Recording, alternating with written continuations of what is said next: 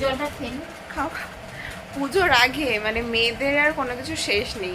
মার্কেটিংয়ে যাও, শপিং মলে যাও, দোকানে যাও, তারপর আবার বাড়িতে। আজকে আমার মা বাড়িতে পুরো একটা দিদিকে ডেকে এনেছে, এই দিদির কাছ থেকে আমরা টুকটাক শপিং করি। আজকে দেখো কি অবস্থা, লালের থেকে এই একজন এখানে ভরে রেখেছে মেঝেতে, এই যে এই দিদির কাছ থেকে কত কিছু নিয়েছে। আমার মায়ের আবার একা একা শপিং করতে ভালো লাগে না, তাই ডেকে এনেছে তার বন্ধু বান্ধবী এদের। মানে বাড়িটা আজকে পুরো জমজমাট হয়ে গেছিল, মনে হচ্ছিল যেন শপিং মলেই শপিং করতে এসেছি, বাট আরাম করে করে।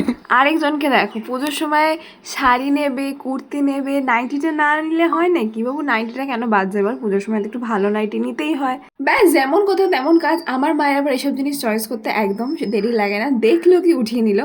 একটা নাকি তার বান্ধবীর জন্য আর একটা নাকি তার নিজের জন্য। এই দিদি যদি আমাদের বাড়িতে একবার আসে, মা একদম গুচ্ছের জিনিস নিয়ে নেয়, কারণ এই দিদি খুব রিজনেবল প্রাইসে খুব ভালো ভালো জিনিস দেয়। এই হচ্ছে কি অবস্থা, মানে দোকান থেকে তো নেবেই, প্লাস বাড়িতেও আজকে আমরা ভোরে একদম বাজার বসিয়ে দিয়েছি।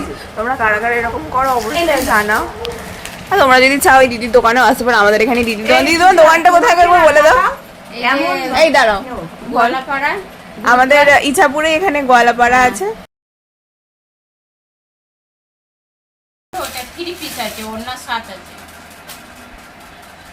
ওটা ওড়নার সঙ্গে আছে, ওগুলো 400 টাকা হচ্ছে, পুরো কটন মধ্যে। তুমি দেখো না, দেখাশোনাতে ফ্রি আছে মানুষের। তারপরে এই যে কলম, এগুলো কম দামের আছে। আজকে আমার মায়ের গুডলে হলো, আমার ব্যাড লাক ছিল। কারণ কি, আমার যাই পছন্দ হচ্ছিল তাই ছিল, আমার সাইজের অনেক বড় বড়। মানে ভগবানও বলছে আর তুই কিছু নিস না, অনেক নিয়েছিস, এবার থাম।